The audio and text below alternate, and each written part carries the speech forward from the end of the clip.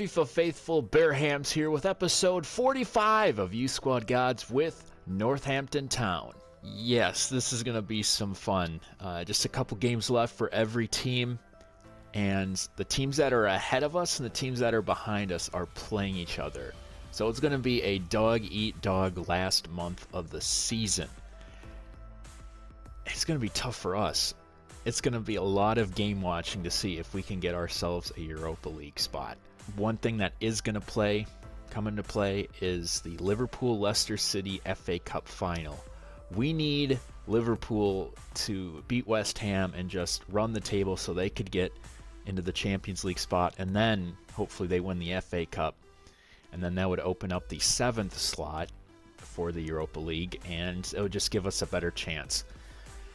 But I think the best strategy coming into this one is what Yangi Pak is going to be telling his players is simply, let's just win 3 games and we'll just hope for the best. And I think that's the mentality I'm going to take coming into this episode. One thing that is going to help us is our schedule. Apart from the Arsenal game, Crystal Palace are sitting mid-table and Southampton are going to get relegated.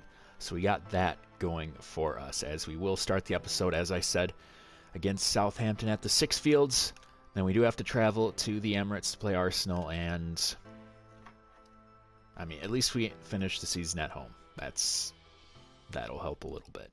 Another key storyline to this episode is the Golden Boot race, as currently Federico Aguilera is just 1 goal behind the leader in Harry Kane. I'm not going to try to get him to win the Golden Boot, but if he has opportunities to shoot, I'm going to let him rip.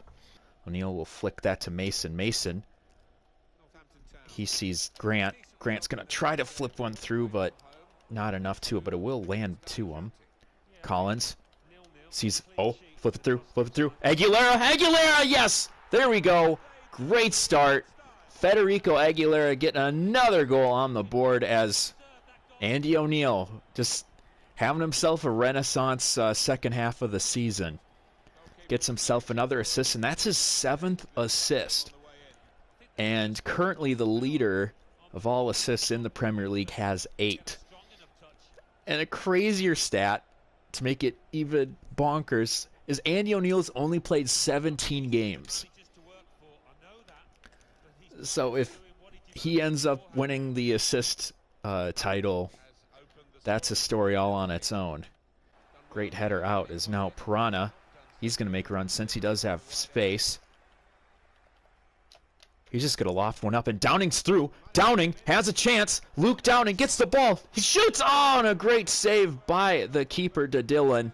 So we will get a corner. Great heads-up play by Piranha. So now Collins in the box. That's going to go nowhere, except O'Neill. O'Neill with a long shot, but it's just going to roll to Dylan. There's a good through ball. Oh, that was close. My heart sank just a little bit, but thankfully Arzani just... Oh! Yeah, he just curled that one a little too far. Little guy's got ahead to it. So now it is hitting stoppage time, or extra time, or added time. There's a float in the box. Header! That's going in. And that is exactly what I was worried about. Just them getting that equalizing goal. And Arzani, after missing his first attempt, does get one past London now. Getting one before halftime. Little more pressure put on the Cobblers here. Get that to Dodd. Dodd sees a running Aguilera. Aguilera is through. He has some space as well. He's going to use it. Yes! There we go. Straight off the kickoff. Little Luke Downing gets the Aguilera pass. And we're up again. Good job, boys. Might have another chance here as Dodd sees a running O'Neill, but it's going to go to Aguilera. Aguilera does have the pace for it. He's going to get in the box. Cuts back. Can we get another one? Tries to find Downing again. Downing shoots and scores. It's another cross creaser as little Luke Downing will get himself the brace and his 10th Premier League goal on the season.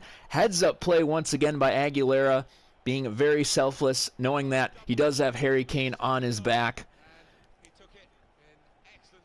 And a great response to that goal at the end of the first half. So we do have Dragon Dragic. Had himself a good last episode, got himself in a goal and assist.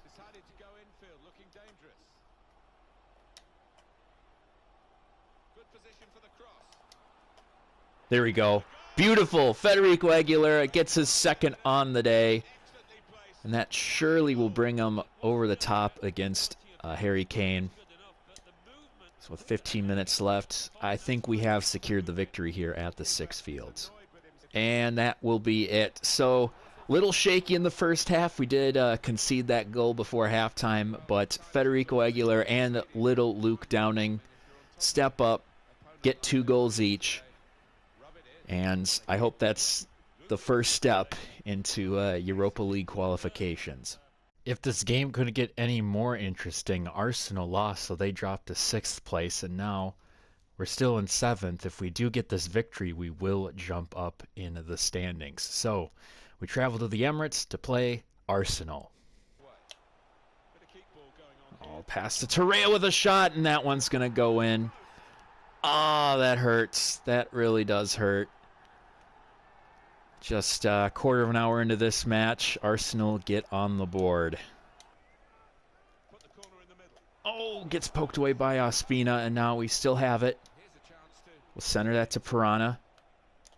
Piranha finds Collins. Oh, no. No. Get up, Aguilera. Get up. Aguilera, no, you can't get injured. No. Oh, no, no, no, no, no, no, no. I hope that goes away. That's the last thing we need is an injury for Aguilera. Oh, okay, good. He doesn't have the injury. It was just a bit of a bump.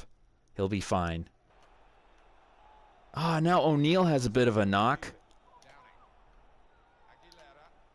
Oh my God, get the pass off Aguilera. What were you doing? Great play, O'Neal. Great play. Gets that to Piranha. Piranha making a run. Gonna get across in the... Mason now making a run. We'll get that through. It's Downing. Downing with a cross in the box. Header! O'Neal! Yes! Andy O'Neal! Thank you, sir. Getting us the equalizer in the 69th minute. Yes! Ah, just what we needed. Of course, as you saw, I was aiming for the big guy Aguilera, but... I mean, when you're that wide open, you got to go for it. Andy O'Neal getting his second goal of the season. That's evened us up a bit, but I think his injury is a little more severe, so we will be taking him out. Do we put in Dragic or Donk? We're putting in Dragic just because he has that 90 shooting. I know I've been down on the Donk recently, but we will get him some playing time in this episode. All right, here we go. Here goes nothing. Not enough. Gets blocked. We'll stay with Arsenal for the time being as that's going to get cleared out. We still have a chance here with 5 minutes left. We do get the equalizer from Andy O'Neal, but... at what cost, though? He does get injured. Hopefully nothing too serious. Hopefully just a bruised shoulder. Probably be out for 5 days. But sadly, we could not beat Arsenal to jump up in the standings. As I predicted, Andy O'Neal's injury was bruised shoulder, and he will be out for 5 days, which means he can still play in the Premier League finale against Crystal Palace. Taking a quick look at the standings before the final game, we are still in 7th. However, Leicester did win their last game, so now we are tied. So pretty much win and we'll get that 7th spot. And maybe, just maybe, if Arsenal lose their final game against Derby County, which I don't see that happening. I mean, fingers crossed. I hope it does happen. It is looking... okay, actually, That actually might help us. West Ham against Tottenham. If West Ham can lose and we can win, we can possibly jump them. All right.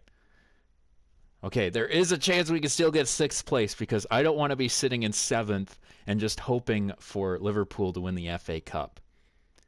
Because now it looks like they're in 2nd place. So yeah, if they were to win the FA Cup, 2nd and 4th spots, they'd be covered. So then we get the 6th and 7th spot. So there's still a lot to be done beforehand, but it's... Oh, I'm so stressed out right now. And now we take a look at the goal totals. And it looks like Harry Kane did score. So Aguilera is going to have the performance of his lifetime on this final day of the Premier League season. I'm not going to try. Again, I just want to get Europa League. I think first year in the Premier League, getting 19, 20 goals is still an impressive feat nonetheless for Federico, since he really hasn't been playing that much first-time football in 2 years.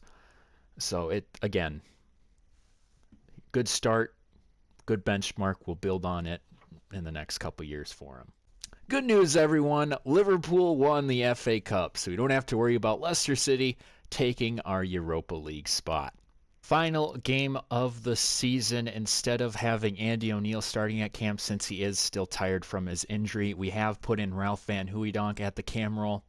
And if that just does not work for the first half, we will either sub him out or put him up at striker in place of Aguilera, and then we'll figure out who we'll put in cam later. So yes, the final game of the Premier League season at home against Crystal Palace. Good header. Will land to Downing. Downing to Aguilera. Aguilera waiting for a run. There we go. Beautiful. Dodd cuts back. Finds Donk. Downing. Finish it. Yes! Little Luke Downing. Thank you. Getting us on the board right around the half-hour mark, give or take 5 minutes. Doesn't matter about that. Gets his 11th goal on the season. Great heads-up play by everybody as Donk slides one right to him. Free kick for Federico. It's on his better side. Can Federico finally make a free kick goal? 3, 2. No, another save. Oh, and it's perfectly placed too. We're going to take a replay on that one. Oh, man. I would have jumped out of my seat if he would have made that. Oh, and he does get the header, but easily caught by Ramiro. Run. There we go. Grant's through. Yes! There we go. Federico with the goal. Good job. Good job. We get that 2-0 lead. And it was pretty easy for Grant to get that one. Timed it just right. So just with a couple minutes left before half, 2-goal lead. We're sitting comfy at the moment, but again, let's just start pounding this team. Let's start pounding Crystal Palace. Let's get that goal differential up. Grant to Collins. Collins now to Downing. Downing. Oh, he sees Aguilera. Perfect pass. Federico shoots, scores. Bingo has been called. I thought we were done scoring this half, but apparently not. Federico Aguilera getting his 2nd goal. For now, he has tied Harry Kane on the goal marks for Golden Boot race. Wow. Puts it near post as well. Goalie thought he was going to zig, but he zagged. They're going to maybe give him one more chance. They will. Easy pickup by Lund. Roll that. Good game. Good game. 3-0. Scored all of our goals in the first half. Got the starter from Downing, and then Aguilera finished us off with 2 great goals. So team looks really happy. I don't know what that means. We'll just have to take a look at all the stats and the standings and whatnot after the game. Now let's see the results of the other games. How did West Ham do? Oh, they drew against Spurs. That did not help. And then Arsenal lost to Derby County. Perfect. Wait, did I read that right?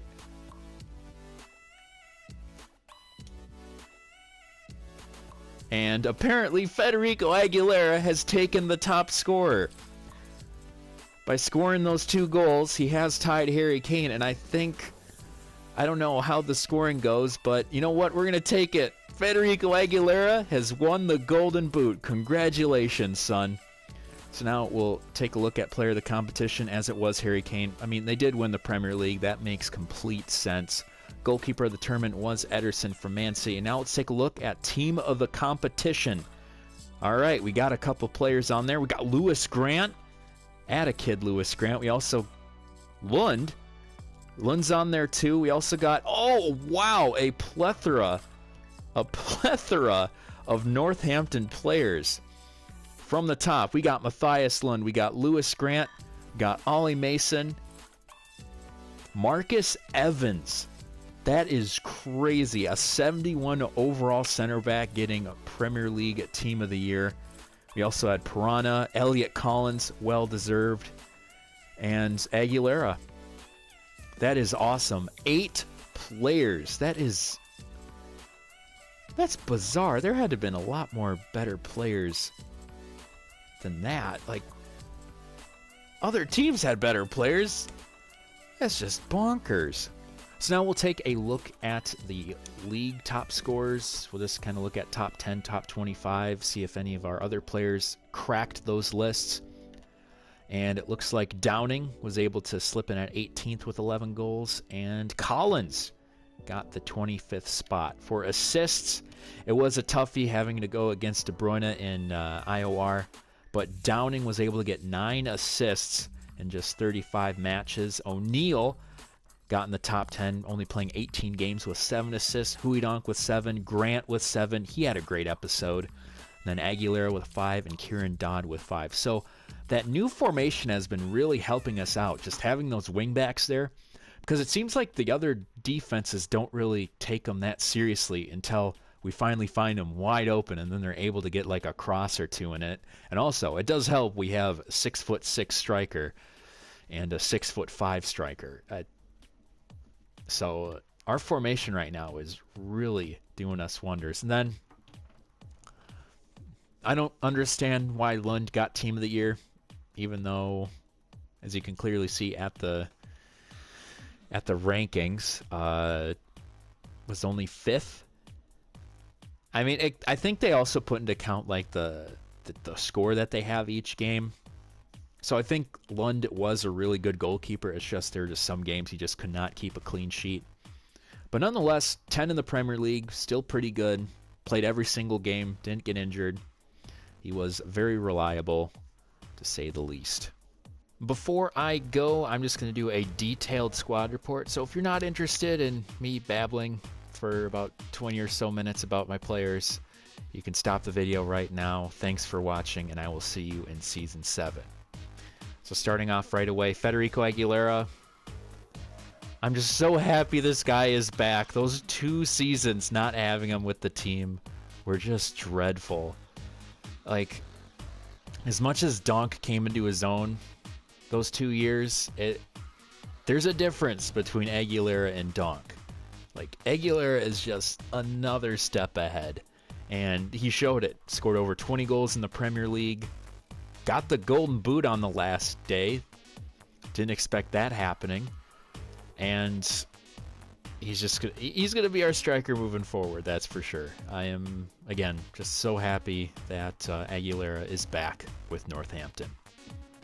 Next guy we got is Matthias Lund, and I haven't really seen a need for a change at goalkeeper. He's been growing steady. Got Team of the Year somehow. And I think we're just going to keep it like that. I think he might grow a little bit more to an 81, possibly an 83. And yeah, he's just been consistent for us for the past 5 seasons, which is remarkable to think about, how he's been able to keep his job for so long. In a good way, in a good way. Next guy, Wilson Emilio Piranha. I wish he was a little more productive in the offensive category, but I liked his defense. He really plays up to his name as a Piranha. He likes to nip at the heels of every forward and midfielder coming his way. He's able to get balls away.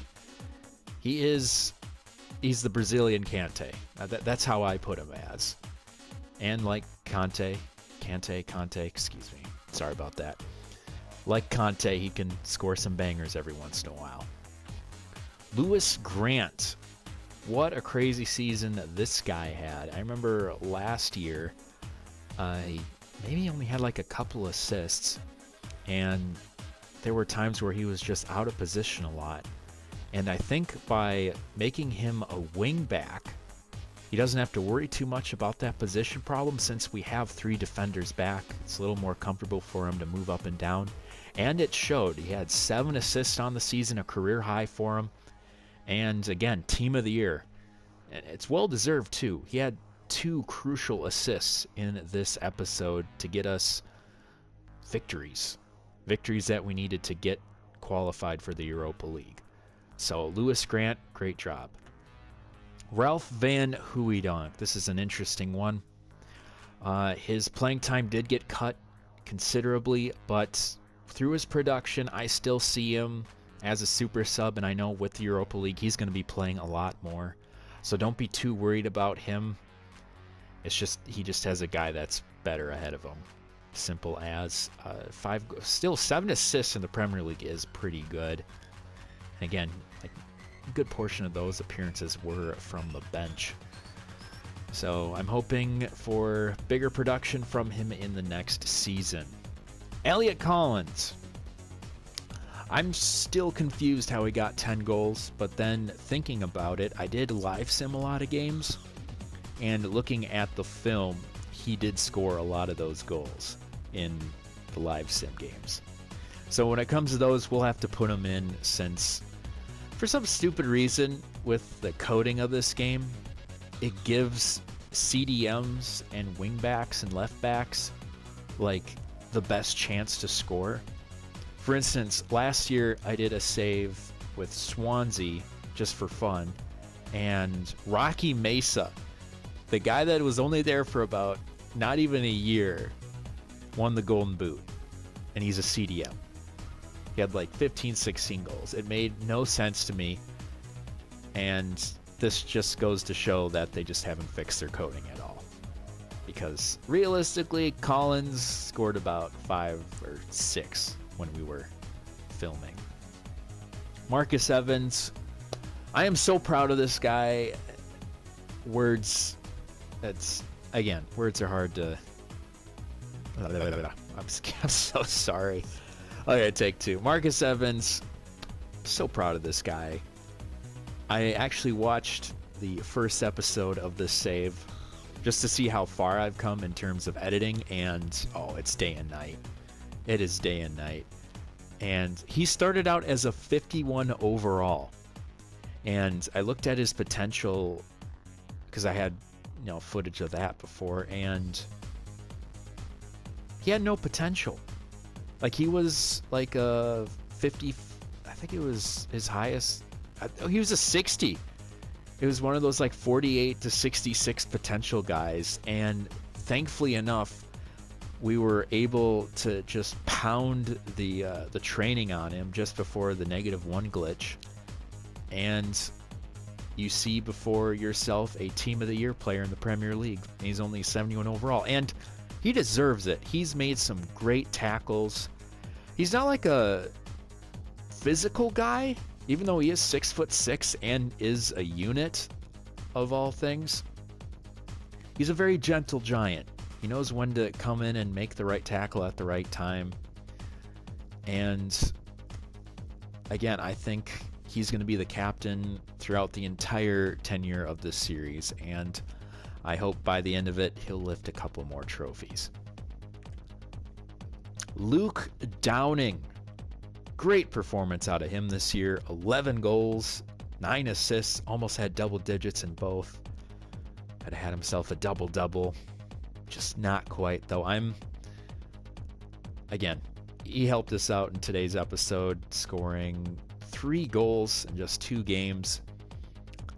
And I remember a couple seasons ago, I was ready to sell him. It was at that low point where we sold Aguilera, and Donk was just not fitting into the squad at that moment. And Downing was just doing absolutely nothing on the right wing. But then, of course, he had his little renaissance season, just enough so I'd keep him next. And then he was able to help us get to the Premier League. And now this year, 11 goals in the Premier League. Attaboy. Attaboy. Ollie Mason, 10 clean sheets, got himself a Team of the Year accolade in the Premier League. Well deserved. It's funny how he is the highest rated defenseman, yet Marcus Evans is just so much better than him. I don't know what it is. Like, sometimes Ollie Mason just feels really clunky, and I hope that changes soon. He still has, I'm still talking about him. Still has showing great potential tag on him, so I think he'll get to that 80 mark soonish. I'm hoping soonish, just because we're kind of getting to that point where we're almost flirting with the Champions League, and our players just need to grow a little quicker to, hope we have somewhat of a chance. Kieran Dodd, he did great. Just like Lewis Grant, had a handful of assists, did a good job. Though it's going to be interesting to see how he competes for the job, because I think Barry McCutcheon, or another guy I might talk about later, might take his role. He did great as left wing back, but I think, I don't know, we'll just have to wait and see. We did spend a lot of money to get him, so I'm hoping his showing great potential will get him a little bit higher next year. Giles Hall, 74. Did struggle a little bit, but was able to secure that third center back role. I don't know if he will stay in that third center back role. We might find a juicy free agent in next year's free agent pool. But for the time being, he's won the job, and he'll stay there until further notice. Barry McCutcheon. I thought he was doing a lot better than he really was. Only a goal and 2 assists in 24 appearances, though a lot of those were from off the bench. We'll just have to see what happens with him. The problem is now we've switched our offense to where we don't have wingers. We just have wingbacks. So I'm hoping once the patch comes in for the -1 glitch, we can start training him on defense, and maybe that'll help him out a little bit. So then because he is potential to be special player, so once he hits mid-80s or whatever, we could really put him in that wing back role, and he can thrive. Not today's, but this year's Renaissance player, Andy O'Neill. I remember, near the halfway point of the season, I just benched him outright. He was just not getting anything done on that left wing spot. And the reason being, he's just not fast enough. He's strong enough. He's able to get those tackles and whatnot. But I think once we switched him to Cam, that's really when he came into his own. You saw it against Spurs. A goal and assist got us the dubs. And you could say from that point forward, we actually had a chance to get a Europa League spot, and a lot of that boils down to him. He got that goal to get us the tie against Arsenal, got us the assist the game before against Southampton. I think next season you're going to see a lot more of him, which means you're not going to see much more of Goody Schramm. I think I brought him in because he's the regen and one of my favorite players, but he just doesn't fit with the game. Doesn't fit with the system that we have, and I think we could get a decent amount for him. So I think next season we will be putting him on the transfer window, which is kind of sad. I wanted to see him do well, just to see, another Icelander on one of my teams excel. Then next guy, Olkowski. He's not going to grow anymore. He had a very low potential to start with. I thought I could get him before the -1 glitch. Of course, I'm going to be referencing that a lot. But again, he's all reliable. He's sticking till the very end, unlike some of our day one players like Lutweiler and players of that ilk. He can produce, as you saw in a couple games. I mean, he scored in three events, and he played minimal games, so when he's asked upon to score, he will. Just not too much. Just don't ask him for too much. But yeah, I think he's going to get a lot of time in the Europa League if we get past the knockouts, the first knockout stage, and cup matches. I'm going to put him in as the cup captain since he is all reliable, and I think now he will be our co-captain moving forward. I know he's not going to get that much playing time, so if Evans does get injured, we'll probably put someone else as the captain who usually starts. But this guy is our co-captain, and I hope in the future he'll be able to lift a cup or two. Ross Hawley. So this was the guy I picked up from Wolfsburg for, I think it was like $12-13 million. I didn't play him too much, but when he did play, he did excel. As you could see, got 2 goals and assists in just 11 appearances. And this guy's going to help us out a lot, considering if we do have a fair portion of Europa League games, I think he's going to start those games. We'll have him as a super sub in the Premier League, and I think those stats are going to go up even more. I think him and Huidonk might have a perfect partnership, similar to like Aguilera and Downing. So again, just wishing the best for him. Tyler Bogle, pretty quick. Went up by 3. That's good. He's still showing great potential. This is one of those we're just going to have to wait and see.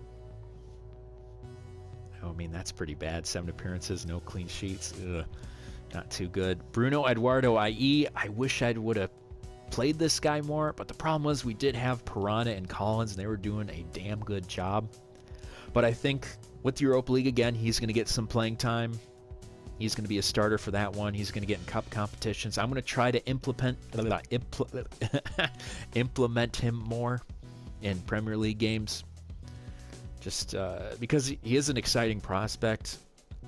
And having him in the holding midfielder position will help us out a lot.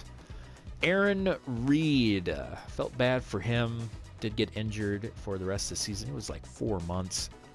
But he didn't have much to play for since we were out of the cup competitions pretty quick. And since we have Ross Hawley, and we have Donk, and we have some other guys, he's starting to become less and less useful. We are going to keep him, though, for cup competitions, but if there comes a time where we get a stud striker from the academy, yeah, we might have to move on with Aaron Reed. Theo Roche, didn't play him enough. Needs to grow quicker. I mean, he's 19, which helps, but again,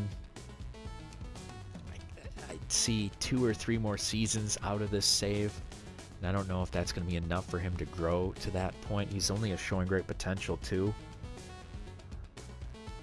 So, let's just have to wait on that. Dragan Dragic, he's going to get a lot more playing time next year. I kind of have to give up on loaning him out to get his stats up more. Like the crucial stats he has, they're good. I mean, they're great. 99 sprint speed, and then you have 90 finishing. It's incredible. This guy will get more playing time in the Europa League, and he'll be a super sub for sure. So you will see more of Dragan Dragic next season. Henry Martin, didn't play him enough, but he'll be a guy. I mean, like a lot of these guys, it's going to be the same old song and dance. They'll get their cup opportunities, but this guy is a potential to be special player. So if he does grow by another 4 or 5, he is going to start competing with Piranha and Collins for some first team action. It's just, we're still in that limbo period where players are just not there yet. Liam Green, I don't know what to do with him. I mean, he has the height. Just haven't had opportunities to play him. But we'll get him more next year, that's for sure. Brian Walsh, this is our fourth potential to be special player. Went up by 5, that is amazing. So if you imagine another 5 next year, he'll be to a 77. And it's only a matter before time that that he takes the cam role. Or even the second striker role, who knows. I just, again, just so much time to wait. Ah, this guy, Lewis Bennett, is he still showing great potential? No, I'm just showing you that he's getting approached by a French club. I might actually sell him to that French club just to make space for some better players. Same could be said for Jan Haas and Deisenberger. I'm keeping Seamus just as a experiment for the time being. Still not growing fast enough at the age of 20, still showing great potential. Yeah, I'll just talk about those guys quick. Yep, I'm just going to try to get rid of Jan Haas. He's just not growing fast enough. Deisenberger is only showing great potential, but he's just not going to fit in our squad anymore. And I only signed him... I don't even know why I signed him, really. Oh, yeah, it was because he had like a potential of like 82 to 94. But he's showing great potential. It was stupid. So the last two guys I'll talk about in more detail is Max Roberts. He went up by 5 to a 72 just like Brian Walsh. He's also a potential to be special player. Right now, Lund's doing great, so Roberts is just going to get cup action. And I think, yeah, I mean, think about it. If he grows by 5 in 2-3 seasons, he might just be the starting striker for the Champions League final if we get there. And then Fabio Montandone. This is an interesting player. Only had 3 appearances, but had 2 assists in Carabao Cup matches. If he can grow fast enough, he might be that left wing back player. Because he was a lot more efficient than McCutcheon was. I think I might pit Montandone and McCutcheon against each other just to see who comes out the victor. I think that might be one of the B plots to next year, is just to see how the Swiss and the Scot battle it out for that spot. So yes, that is pretty much a wrap on season 6. First half was weird, and then second half got weirder, but in a good way. Able to somehow, through a couple of back channels, secure a spot in the Europa League with a 6th place finish. Aguilera is a Golden Boot winner. 7 of our players are on Team of the Year. Yeah, this game is a crazy game. It is FIFA 19. So yes, this will be the end of the episode. I hope you enjoyed watching as much as I did playing it. Be sure to like and subscribe, and I will see you next time. This has been Bearhamms, and as always, toodaloo.